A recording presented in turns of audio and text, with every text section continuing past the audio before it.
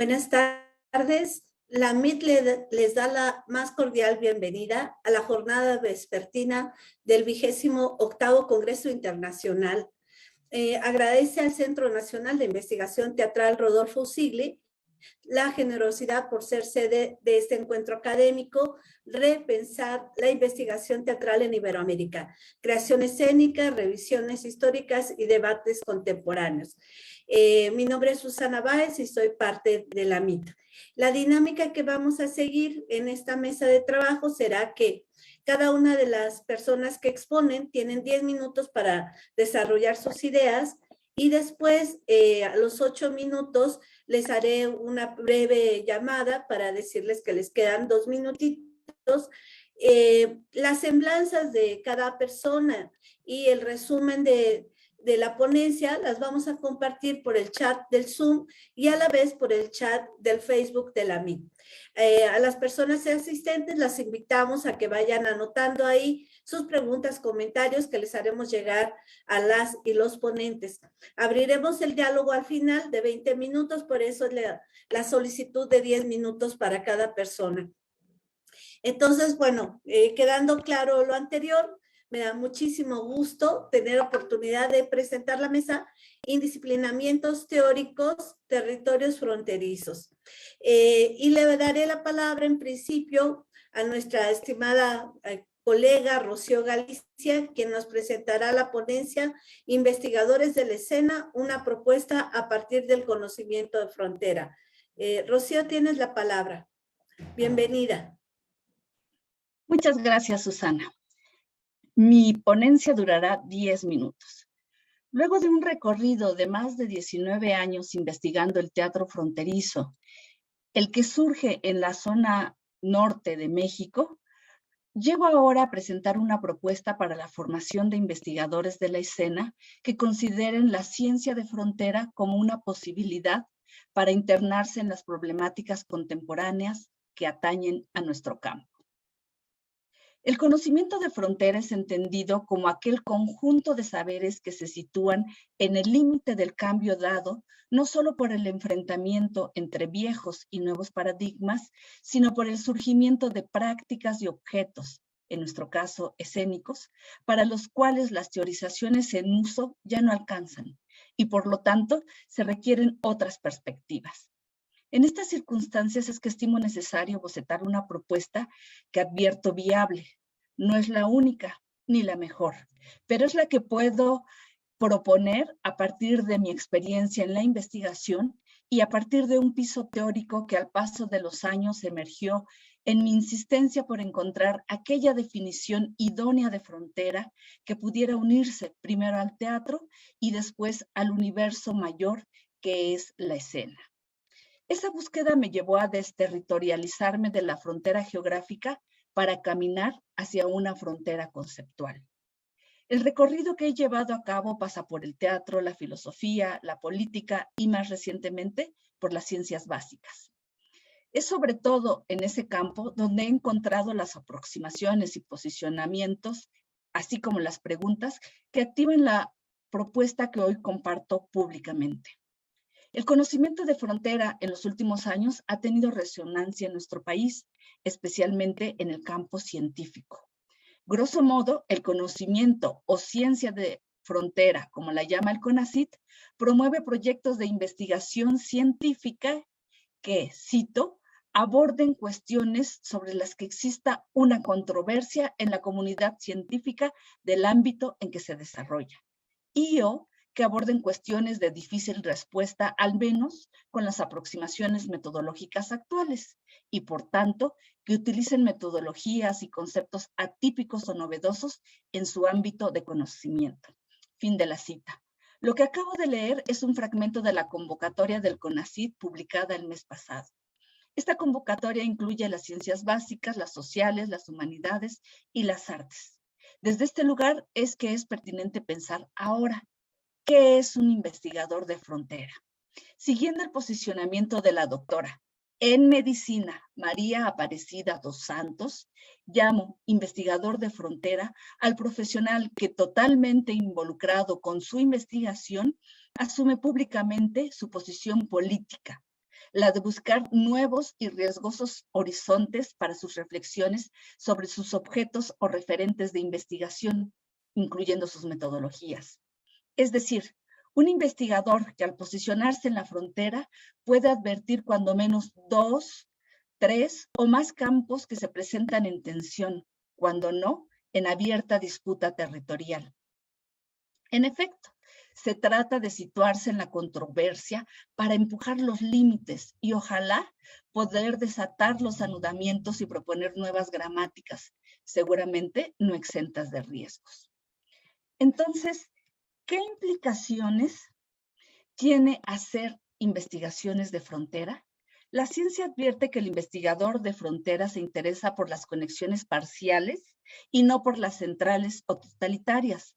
Desde la propuesta de Lesiana implicaría aminorar.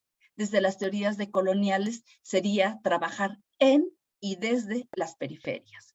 Por tanto, el proyecto de investigar frontera abre espacios para valorar y mirar otras prácticas culturales, mestizas o híbridas, aquellas que se encuentran en los márgenes, que son menospreciadas o descartadas.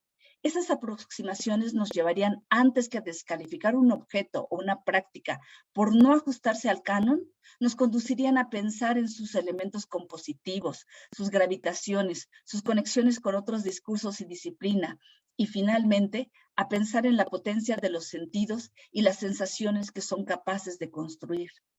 Para corporizar esta propuesta viene a mi mente la pieza Mejor Desnudos, de Danzarena, donde llega un momento en que los espectadores cruzan la frontera del escenario y se asumen como relatores de sus propias historias de violencia, mientras desnudan sus cuerpos para cubrir a quien se ha quedado desnudo, justo aquel que antes ocupaba un lugar de espectador como el suyo.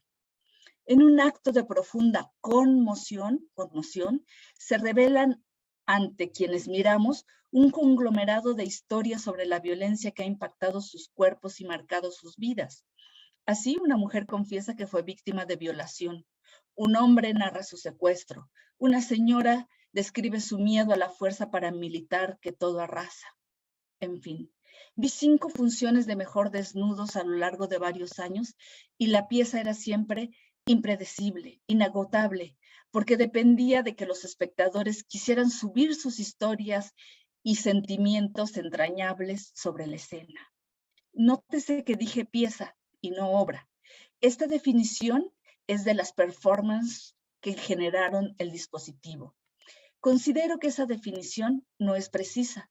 No obstante, lo que el dispositivo escénico de Danzarena desplegó fue el potencial político de los cuerpos y las contranarrativas, esas que fueron capaces de activar afectos en la colectividad, derrumbando lo individual.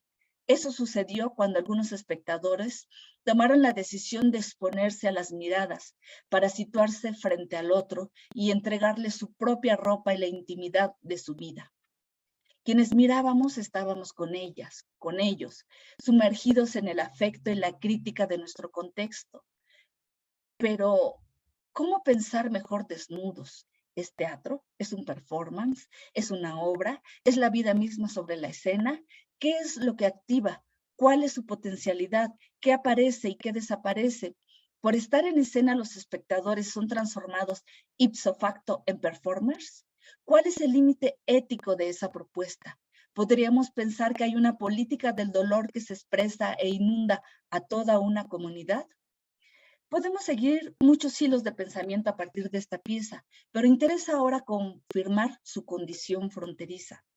Para John Laud, la frontera es un espacio inestable, mutable, provisorio, de encuentro de mundos distintos, de fuerzas generadoras y relacionales siempre en tensión, donde justamente por eso es posible producir relaciones pulsantes y vivas, nuevas realidades del mundo. Desde esta definición es posible acercarse a la práctica escénica Mejor Desnudos. Se requiere la flexibilidad de la interpretación, construir un espacio compartido desde los estudios sobre la escena, desde la filosofía, la sociología, la ética, la estética, la política, etc. No uno solo, todos juntos y en múltiples niveles. En este sentido, la pieza se aproxima a lo que Starr y Griesmer consideran objetos frontera, es decir, aquellos que son flexibles a la interpretación, a la estructuración material y a la organización de sus distintos tipos. Luego de esta breve exposición es que considero que es necesario formar a investigadores que se atrevan a situarse en el emplazamiento de frontera, a crear mundos desde esa zona de riesgo, de fuga, de subterfugios, de estrategias que vayan más allá de lo aprendido. Huir de un lugar no es renunciar a las acciones. No hay nada más activo que una fuga. Se descubren mundos a través de una fuga accidentada, en el peligro. Cierto, es un largo y duro camino. El investigador de frontera necesita, antes de todo, acostumbrarse a ser nómada, un desterritorializado por excelencia, ya que siempre pondrá en duda el alcance de sus conocimientos y atenderá la fragilidad y la habilidad de las prácticas que observa. Formar investigadores con estas características es un reto no solo para las artes escénicas. Hoy es un reto para todos los campos, tal como lo enuncia y lo estimula la convocatoria del CONACYT. Muchas gracias.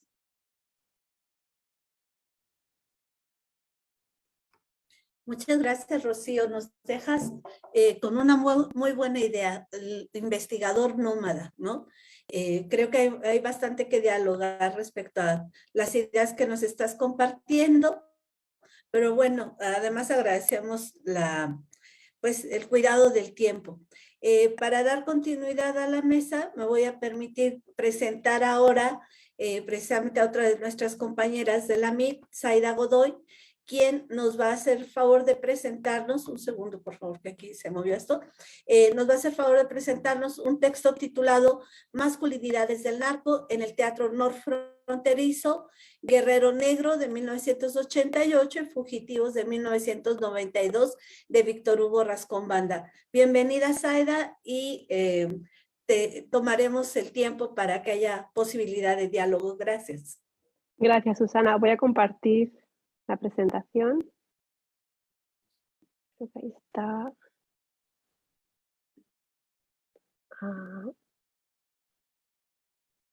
Ok, se ve, ¿verdad? Sí, sí se ve. Sí, gracias. Ok, bien, pues empiezo. Jornadas tan fatídicas como la del pasado 11 de agosto en Ciudad Juárez extreman en la población civil sentimientos de rechazo, odio, hartazgo hacia las organizaciones criminales.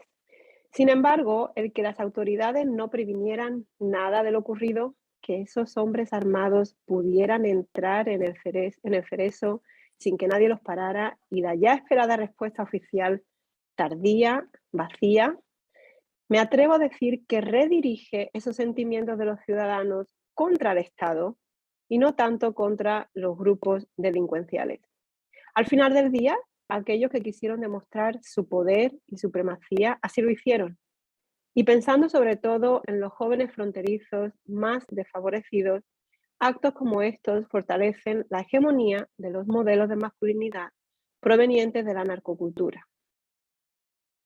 Osvaldo Zavala se basa en la mitología del narcotraficante en México de Luis Astorga para afirmar que la figura del traficante es un mito y que sus reglas de enunciación provienen del Estado.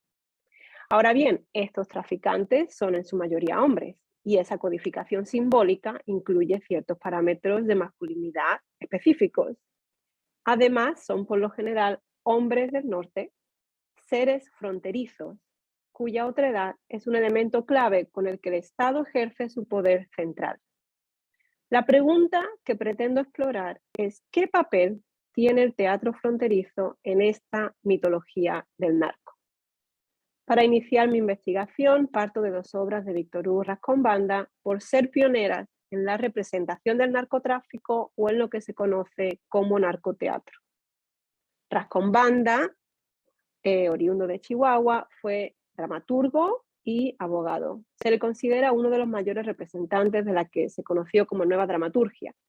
Mi admiración, y estoy segura de la que muchos de aquí, no se debe solo a sus piezas dramáticas, sino la manera en que abogó y luchó por el teatro. Su obra, además del reconocimiento nacional e internacional de su trabajo como dramaturgo, su obra es fundamental para los estudios fronterizos. La crítica coincide en que las mujeres son las protagonistas del mundo rascombandiano. De hecho, en alguna ocasión, el dramaturgo comentó que, y cito, no escribe sobre personajes masculinos porque tiene mala suerte, pues sus obras han resultado en un fracaso en ese sentido. Fin de cita. Más que las mujeres, creo que la obra de Rascombanda atiende perfectamente al género. He entendido este como un sistema de poder apoyado por una serie de discursos dominantes e instituciones que mantienen a las mujeres sometidas a los hombres, pero también a unos hombres sometidos a otros.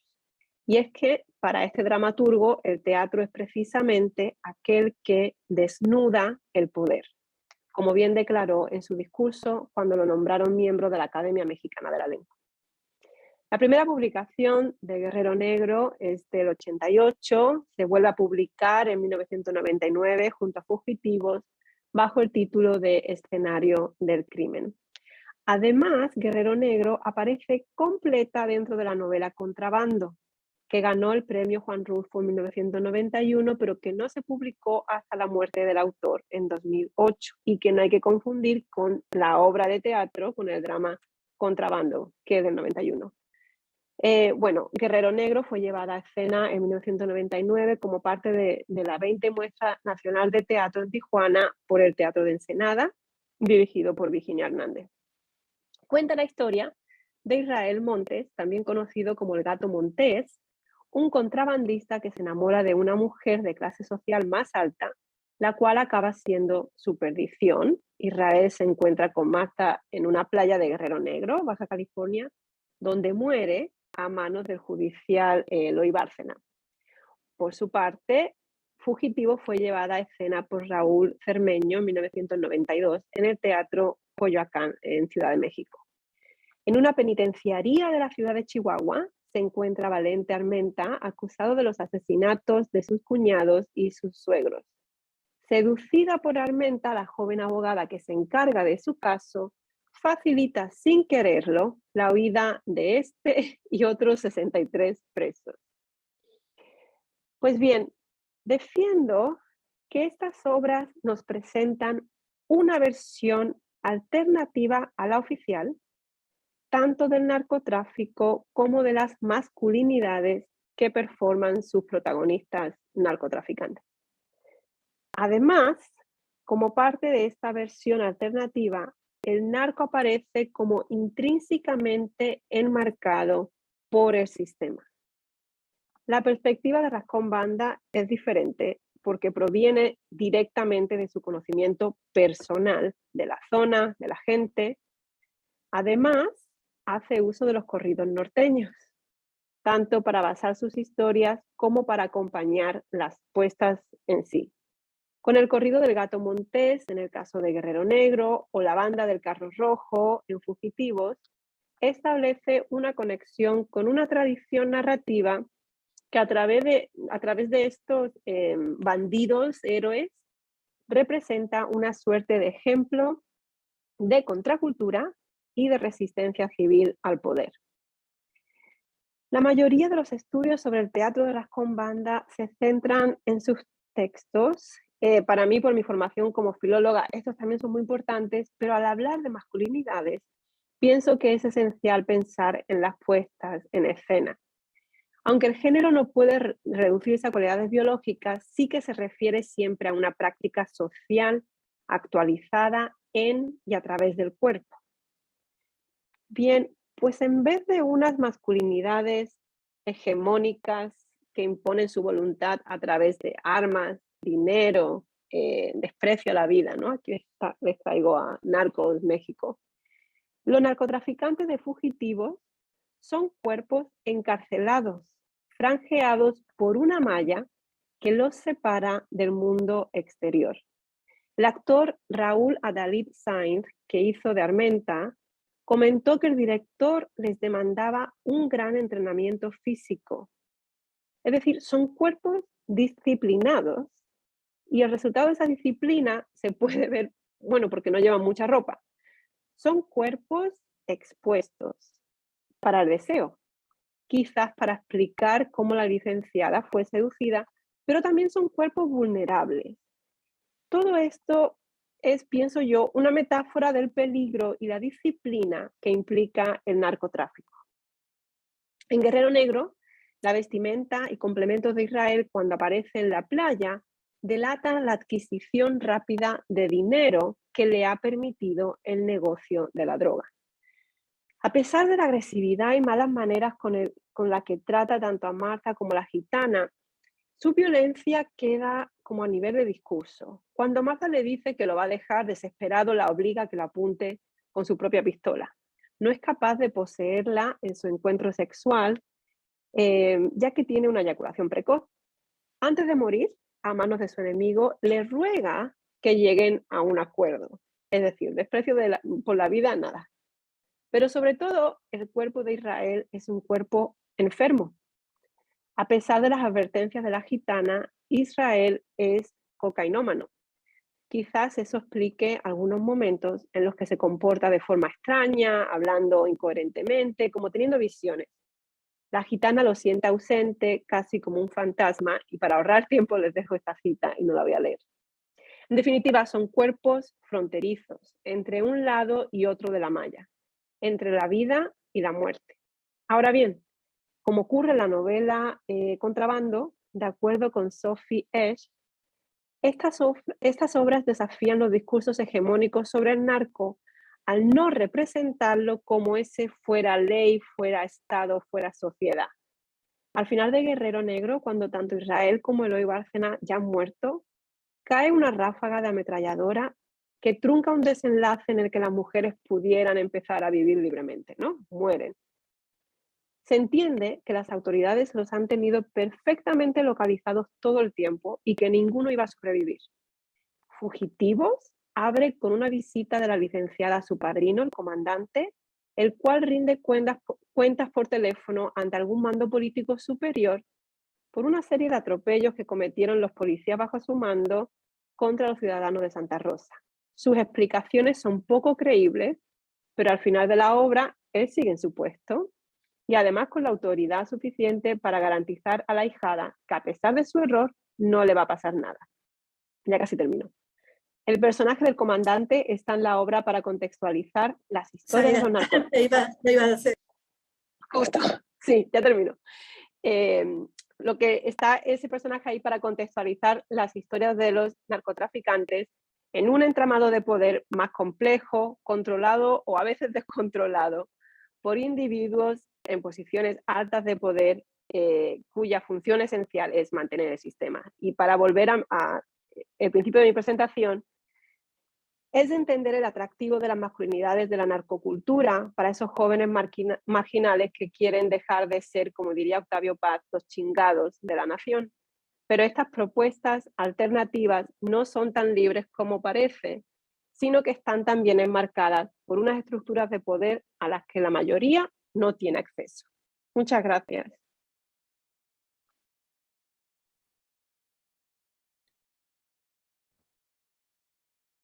Zaida, pues nos dejas con bastantes inquietudes respecto a la construcción de las masculinidades en estos dos textos de Rascón Banda. Yo me quedo con esta idea de cuerpos masculinos fronterizos entre la vida y la muerte, entre, ¿no? O sea, dicotómicas, pero muy interesantes para debatir. Y te agradezco que te hayas tomado la molestia de ver el tiempo.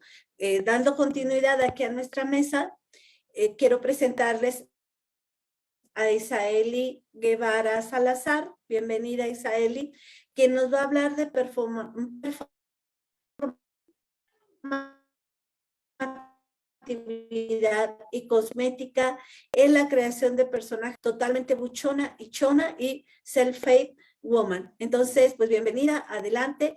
Y les reitero a quienes nos están acompañando que vayan poniendo sus preguntas, comentarios en el chat del Zoom y en el chat de Facebook para que al final haya un pequeño diálogo. Adelante, Isaeli, bienvenida. Muchas gracias. Pues yo voy a hablar sobre las mujeres a las que se les suele llamar buchonas. Son odiadas o amadas, despiertan envidias o deseos carnales. Y quiero compartir algunas esquinas, puntos ciegos, la contradicción y la complejidad que alberga este fenómeno en el que se inscriben, ¿no?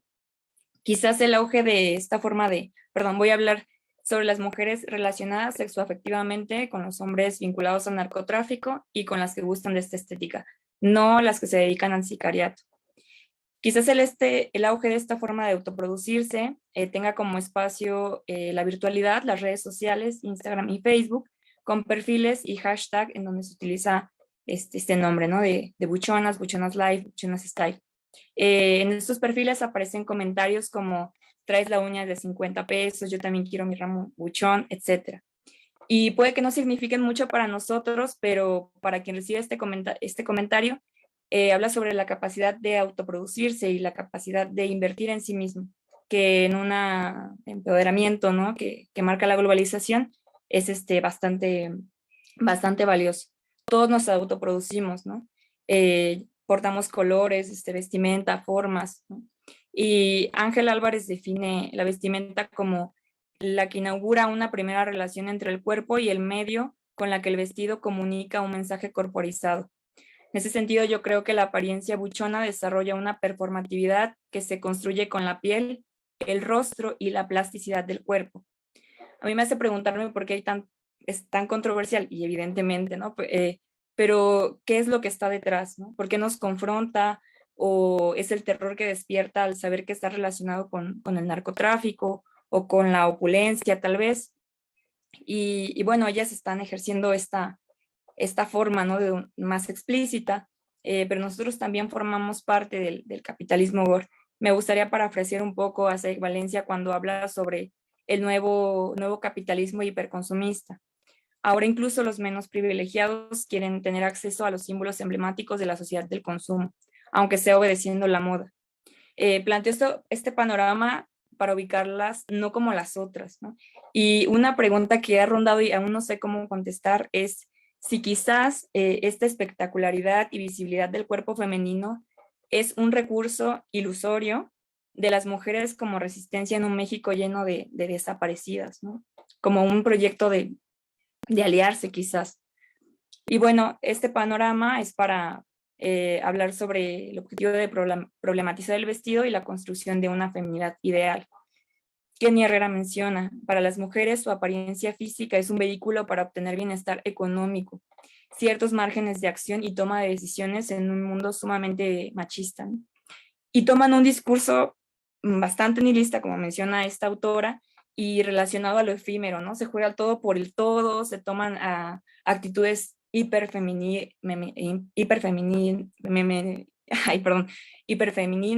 o masculinas también, ¿no? Entonces, Saig Valencia menciona que es una lógica casi kamikaze. Con el marco anterior, observo algunos comentarios de la investigadora Rocío Galicia y las conclusiones de Herrera Borges para analizar la puesta en escena que se desarrolla en la apariencia física. Ocupo a los personajes de Kelly Sugey en la obra de Totalmente Buchona de Marieli Hernández y Chona en la obra de Chona Self-Made Woman de Ricardo Zamora y su servidor, ¿no? Estas obras llegan a tomar, por así decirlo, arquetipo de las buchonas wannabe, ¿no? Que Kenia Herrera las definiría como la versión ilegítima de este performance de género. Es el intento, al parecer infructuoso, de ser buchona. Ellas se saben faltas de recursos, de oportunidades, ¿no? No son hijas de narcotraficantes, políticos, no tienen relaciones. Y buscan alcanzar esta cuestión de una buchona fashion. Sin embargo, debido a sus cuerpos y estatus social no lo logran. Para ello necesitarán camuflajearse y transmutar en todos los sentidos. Se ubican en una posición muy extraña porque a la vez adquieren autonomía y esta cuestión de transgredir el género, asociado como al ideal mexicano, pero eso a la vez las coloca en un lugar en donde pues carecen de otras oportunidades porque no son vistas como este ideal, ¿no? De feminidad. Como mencioné Herrera, el cuerpo se convierte entonces en un sitio de inscripción social, pero también un sitio de contienda.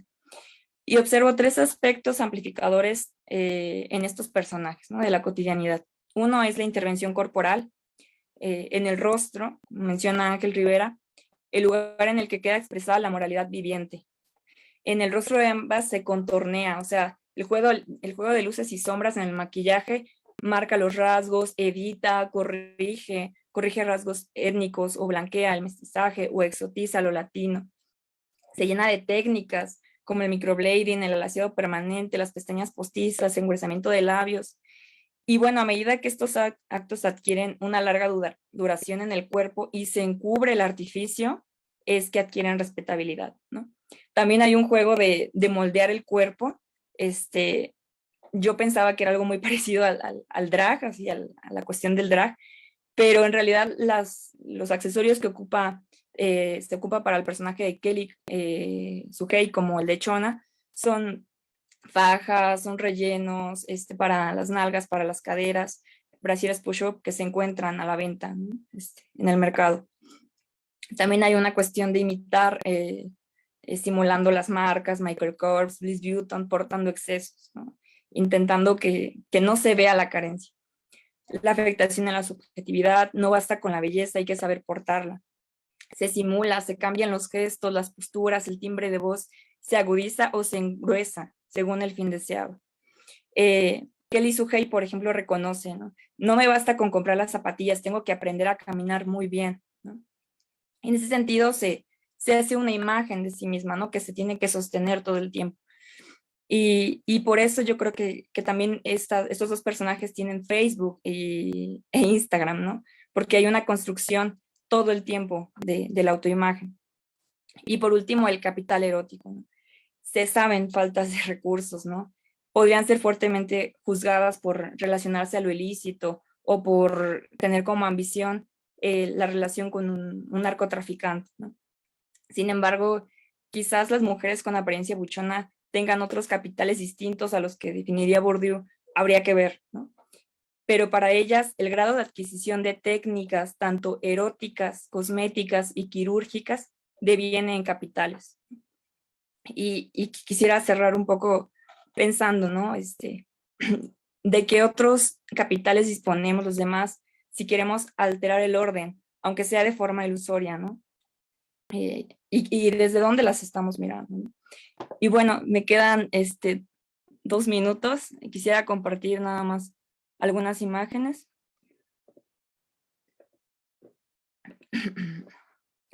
Bueno, en primera instancia, ese es el trabajo que realiza Mayra Martel sobre las mujeres en Sinaloa.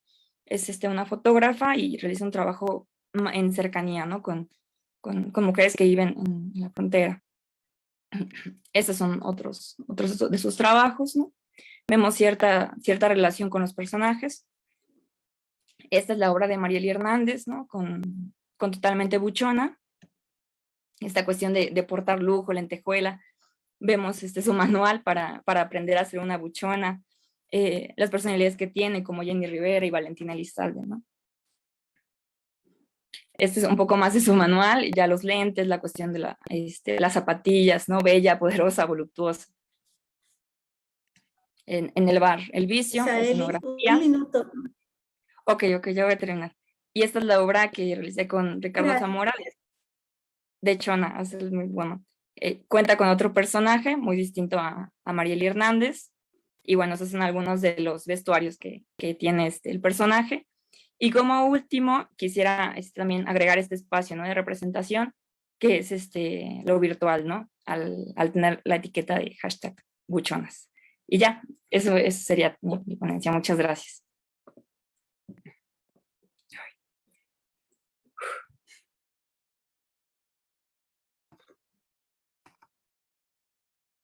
Isael, y te agradecemos mucho el esfuerzo por el tiempo. Sé que es complicado, pero nos dejas aquí con muchas ideas sobre este estereotipo bueno, ya no es un estereotipo, es una realidad, es una corporalidad que vemos en los espacios públicos acá en el norte. Ciudad Juárez es un lugar de muchos, digamos, de visibilizar esto que nos estás planteando. Bueno, ahora le doy la palabra a Diana Han Pantoja. Ella nos va a presentar la ponencia titulada La frontera como mirada hacia la construcción de una categoría para el análisis transversal de fenómenos escénicos complejos. Y reitero la invitación para que entremos en un diálogo en unos minutos. Quienes estamos aquí en el Zoom, quienes están a través de Facebook, vayan anotando sus preguntas y comentarios. Gracias. Diana, adelante, por favor. Gracias, Susana. Empiezo. Las artes escénicas existen en correspondencia con la complejidad de una realidad global en crisis, hiperconectada e hiperdependiente. Por ello, resulta relevante dimensionar lo que revelan del contexto en el que se desarrollan, así como la potencial influencia que ejercen sobre este, pues ello deseablemente puede contribuir a consolidar estrategias para afrontar la crisis y coadyuvar a estimular imaginarios disruptivos que propongan alternativas en el marco de una lógica contemporánea de la complejidad. En el contexto de este trabajo, la complejidad se refiere no solo a la cantidad de agentes y factores involucrados en el fenómeno, sino también al grado de interdependencia que implican sus relaciones, las tensiones generadas y sus gestiones, el grado de especialización de la información y conocimientos involucrados, así como las continuas alteraciones de la velocidad en la que se experimenta el espacio-tiempo y la aparición constante de coyunturas. Es entonces que se propone una categoría, una estrategia para dimensionar la tal complejidad a partir de reconocer las dinámicas de frontera que rigen las relaciones e interdependencias del fenómeno. Es decir, que se plantea la noción de frontera como una categoría de análisis para develar las particularidades que configuran al objeto de estudio. El impulso de pensar la frontera como una categoría de análisis y no como un fenómeno surge al reconocer el mismo concepto es utilizado en diversos ámbitos y con diversos fines. Jackson Turner, en 1893, al llamar la atención sobre la importancia de la frontera en la configuración de la nación estadounidense, la sugiere como un avance de los colonos europeos sobre los territorios inhóspitos del oeste del nuevo continente, un avance de su civilización sobre la naturaleza salvaje. Así, la idea de frontera fue entonces al mismo tiempo un proceso en tanto experiencia de avance y un sustantivo en tanto límite entre civilización y salvajismo. Se suma también la definición conjurada por el Grupo de Estudios sobre Frontera y Regiones, JEFRE, de la Universidad de Buenos Aires. Para JEFRE, abro cita, las fronteras son una diversidad de dispositivos y artefactos socialmente construidos, materiales y simbólicos que están espacial y temporalmente localizados, que poseen diferentes funcionalidades y que expresan situaciones sociales de configuración de ámbitos geográficos, así como de diferenciación, separación, cohesión y vinculación y conflicto entre ellos. Cierro cita. Esta definición refleja el grado de complejidad que ha adquirido el término y más aún da indicios de aperturas a futuras problematizaciones y actualizaciones. Estos planteamientos se suman a los principios desbordados del fenómeno fronterizo territorial entre Estados-nación y dan cuenta del carácter polisémico del concepto frontera, el cual, según la RAE, en su primera acepción significa puesto y colocado enfrente y solo en cuarto y quinto lugar con fin de un estado y límite respectivamente. Si según Bruno Latour, en todo objeto o tecnología prevalece virtualmente la intención primera por la que ha sido creado, sería propio decir que por sobre toda su riqueza semántica, el término frontera guarda su sentido original.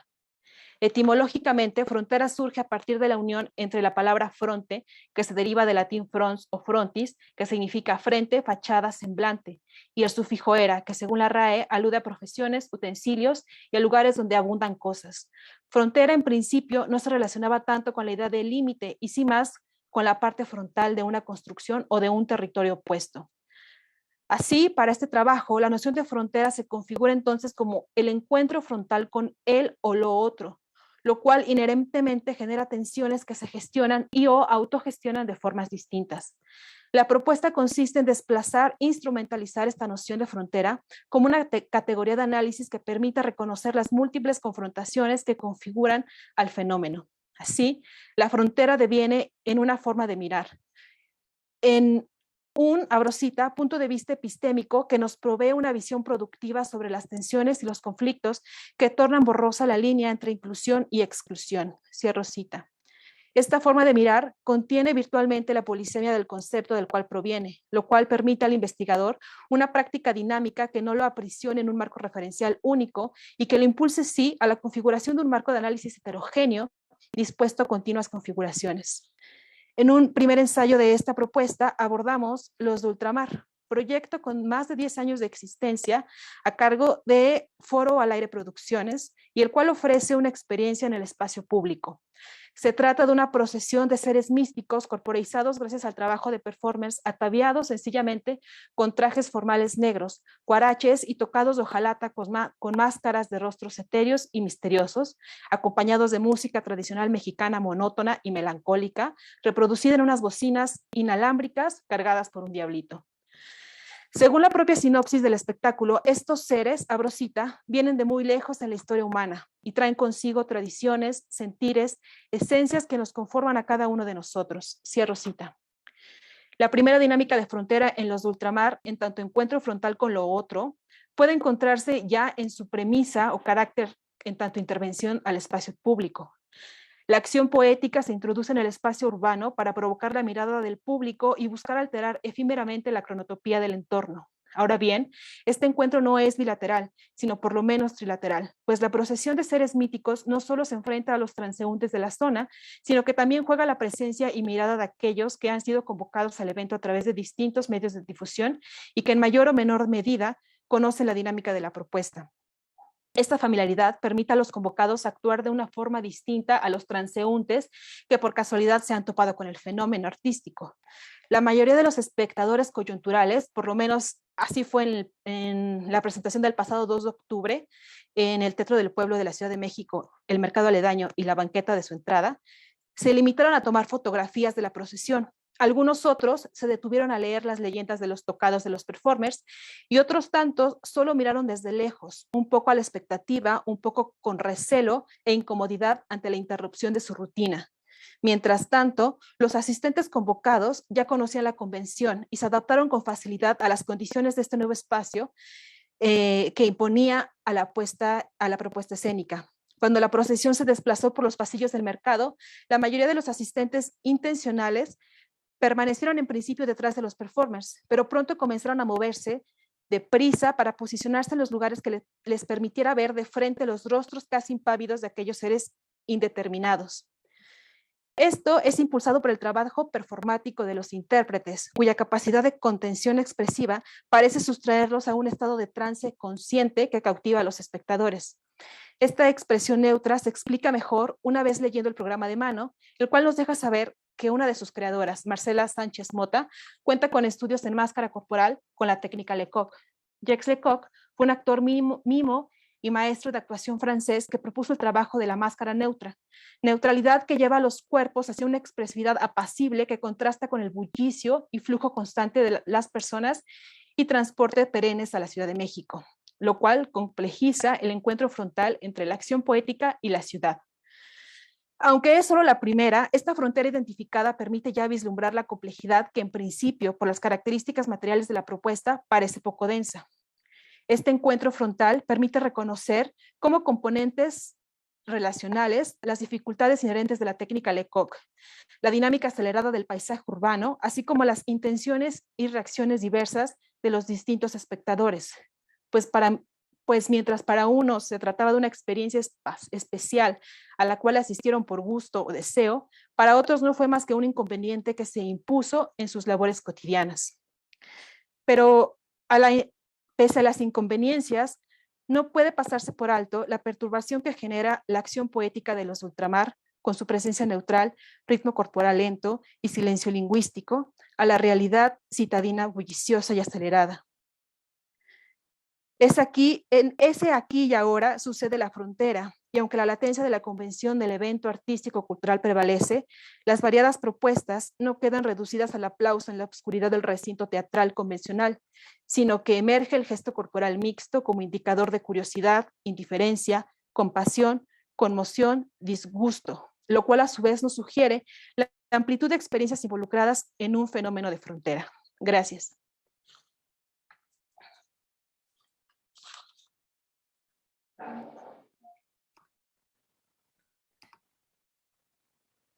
Diana, bueno, te agradecemos muchísimo que hayas concluido, porque no porque hayas terminado, sino porque da oportunidad de un breve diálogo aquí con ustedes. A mí me gustaría mucho hacerles leer algunas de las preguntas y comentarios, además de los, digamos, de las felicitaciones que les están brindando tanto en el Zoom como a través de la plataforma de Facebook. Bueno, Alfredo Loza Becerra les dice mucho éxito, Gonzalo Cristian Bravo Rocío, en fin, creo que esto es muy interesante. Edwin Ball habla del excelente trabajo de Virginia Hernández en Baja California y bueno, preguntas, aquí también Daniel Ramos y Silvano Héctor están participando aquí. Me gustaría leer lo que dice Silvano Héctor. Dice, dada la importancia de las investigaciones sobre actividades de género, quiero socializar la invitación a un coloquio sobre teatro y género en el Centro Regional de Investigaciones Multidisciplinarias del CRIM. Entonces, bueno, ahí tenemos la invitación y nos está compartiendo su correo electrónico para que nos pongamos en contacto quienes así lo deseen. Por otro lado, a mí me gustaría mucho compartirles las inquietudes que han planteado algunos otros colegas, porque creo que ahí va a estar el diálogo precisamente, ¿no? Guillermina Guillermina trabajo que nos compartió Zaida Godoy dice, la forma en que el dramaturgo chihuahuense presenta las masculinidades protagónicas responde no solo a su estilo e intenciones artísticas, sino también al momento histórico, político y, por así decirlo, cultural en el que se conciben sus obras. Y Eduardo Ledesma le hace una pregunta a Zaida Godoy, dice, ¿qué tanto podemos advertir en las obras que trabaja Rascón Banda una estigmatización del narcotraficante como símbolo de la violencia de este país, que niega los mutualismos que pueden darse entre ellos como estrategia de sobrevivencia, tomando en cuenta el origen vulnerable de varios de ellos? Y para Rocío Galicia, Eduardo Ledesma le pregunta, ¿qué tan viable advierte la oportunidad de hacer del teatro un espacio de representación de las formas de vida de los migrantes centroamericanos y los mutualismos que pueden llegar a constituirlos como comunidad? Y Ledesma ha estado muy atento a sus exposiciones y sale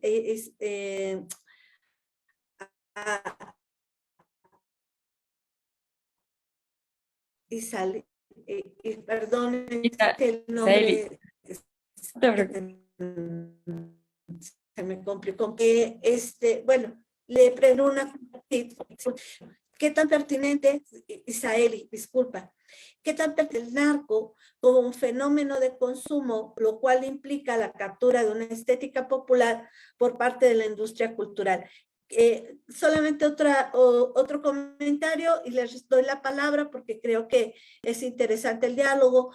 Pablo Tepichín dice, muchas felicidades a las ponentes, excelentes presentaciones sobre la frontera y sus derivas.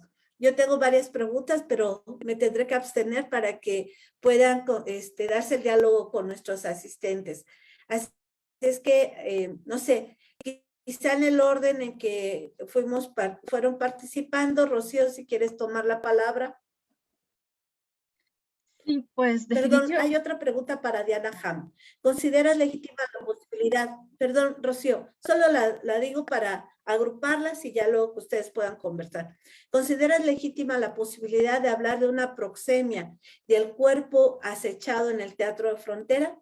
Rocío, gracias por esperar esta pregunta. Adelante.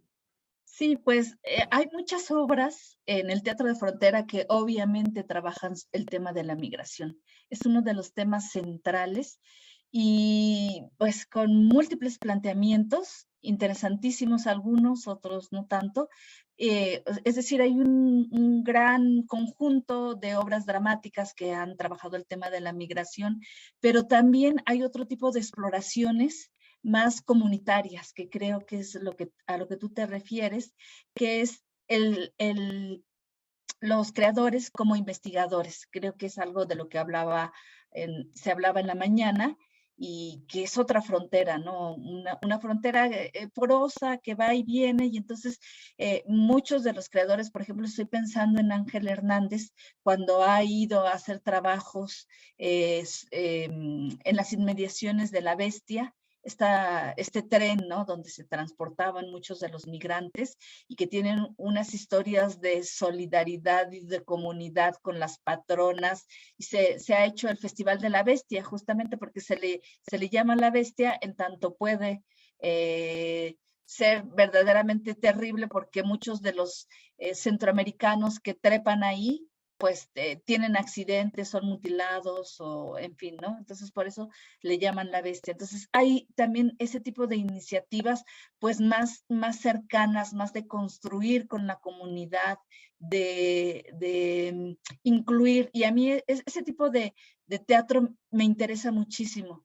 Digo, está muy bien, ¿no? Cuando se presenta en una obra de teatro y eso, pero en los últimos años, por ese contacto con la comunidad, por ese no tomar su palabra, sus historias, sino de crear y formar una comunidad de afectos, una comunidad quizá transitiva, quizá efímera, pero una comunidad al fin y al cabo donde el teatro pueda tener otro tipo de funciones, me parece importantísima, y se ha hecho en distintos ejemplos. Bueno, no tomo más la palabra para que las demás puedan intervenir.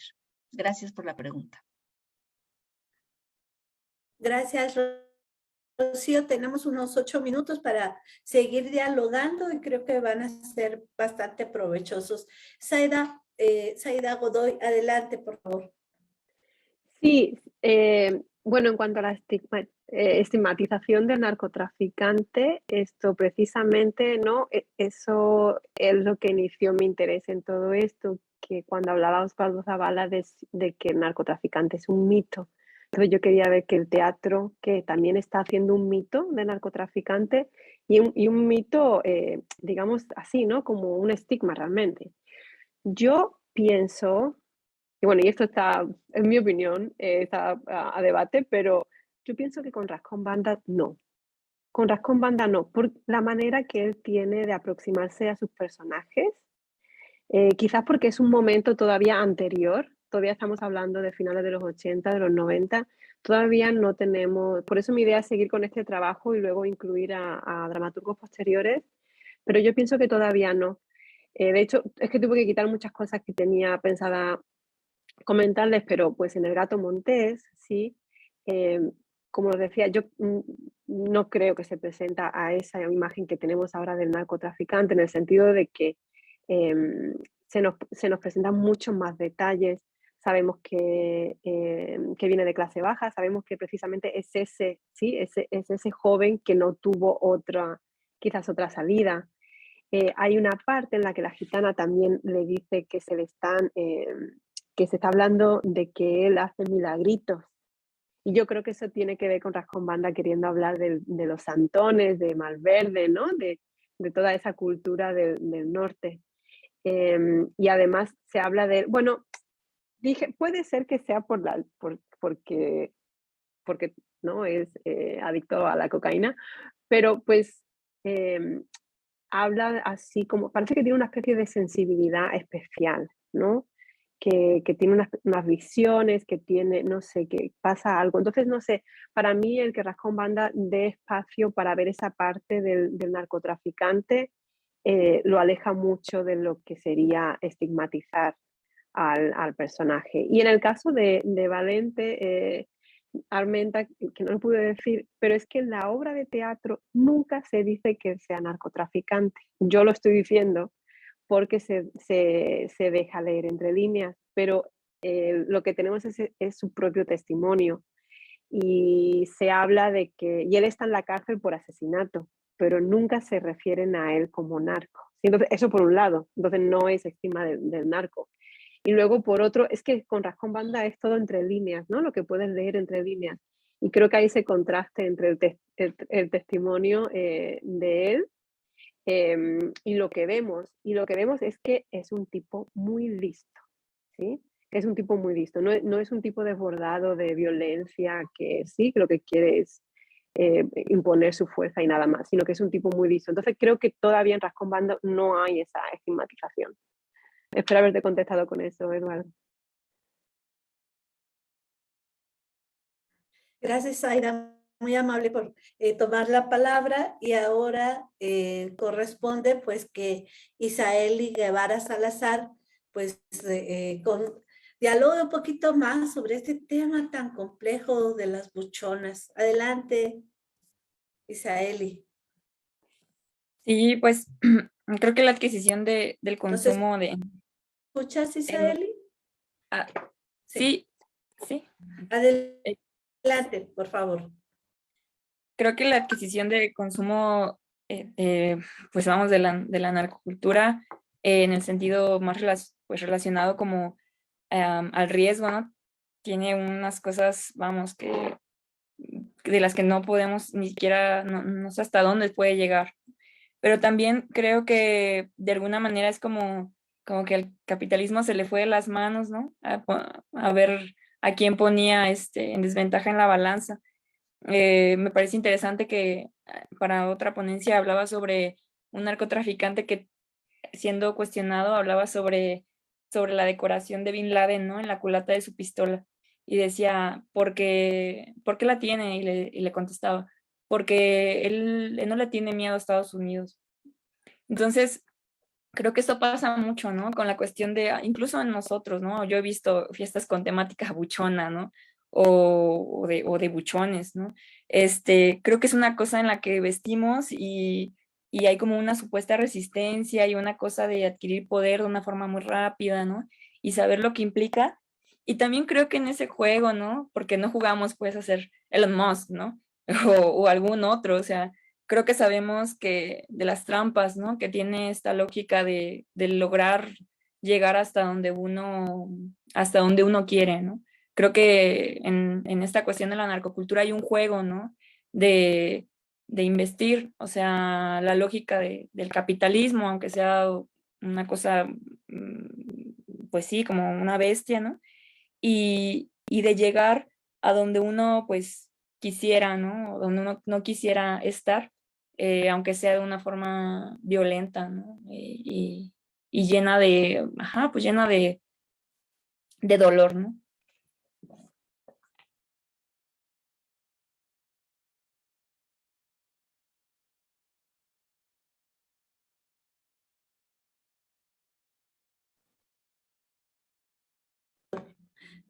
Muchas gracias, Isaeli, por tus comentarios, ¿no?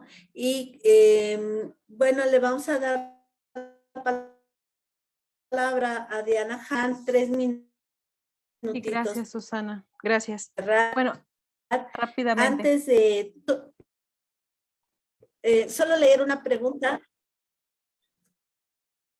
que le hacen a Rocío, se la hace Gonzalo Cristian y dice, Alicia en escena, a través de acontecimientos de performance, más allá de la ficción, como ha sido históricamente en el Teatro de Frontera del Norte. ¿Será un agotamiento de la ficción en el teatro? Bueno, pues entonces, Diana, tienes la palabra. Gracias, Susana. Rápidamente.